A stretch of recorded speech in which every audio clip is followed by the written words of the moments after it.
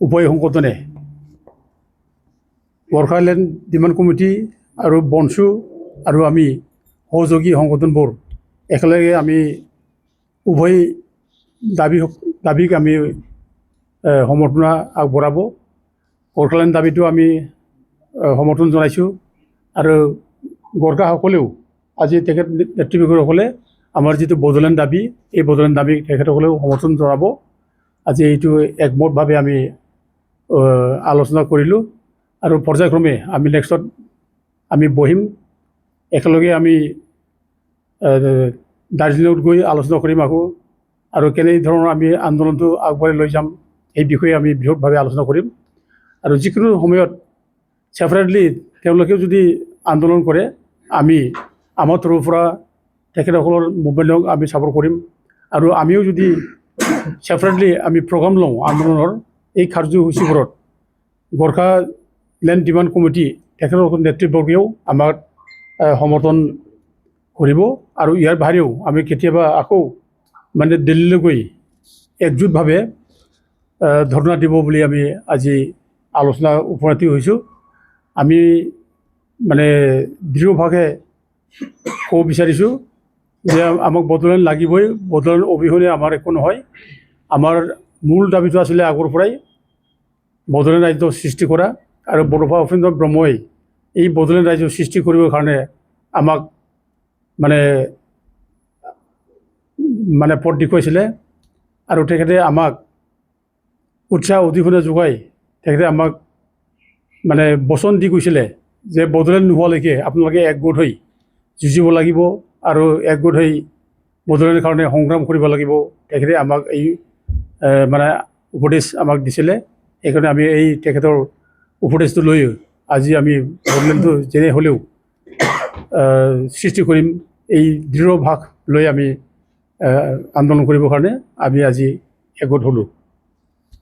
আমাৰ আজি আছে এই বড়োলেণ্ড জনজাতি সুৰক্ষা মঞ্চ আৰু ছিনিয়ৰ ষ্টুডেণ্ট ফৰাম আছে, এক্স ভলণ্টিয়াৰ ফ'ৰ্চ আছে আমাৰ আৰু বনচু আছে।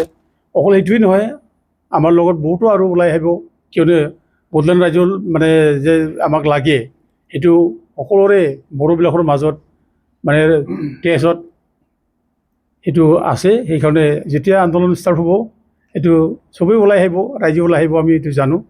আমি আশাবাদী যে আমি যেতিয়া প্ৰগ্ৰামটো ল'ম, আন্দোলনৰ প্ৰগ্ৰামটো ল'ম, কাৰ্যসূচী ল'ম, তেতিয়া ৰাইজে আমাক সহযোগ কৰিব, এইটো আমি আশা কৰোঁ। Gorkhaland state demand committee chief convenor mister Sanjay Tulung উপস্থিত আছে আৰু তেখেতৰ সহকৰ্মী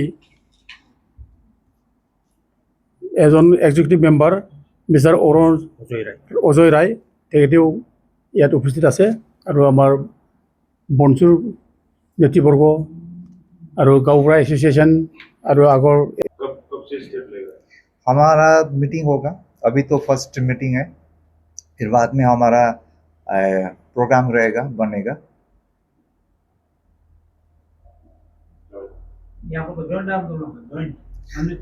संयुक्त रूप से भी होगा और अलग अलग तरीके से भी होगा, दोनों तरफ से। और जहाँ पे नेशनल लेवल में होगा तो हम लोग संयुक्त रूप में काम करेंगे। दिल्ली में धरना देने का प्रोग्राम है, बहुत सारा प्रोग्राम है।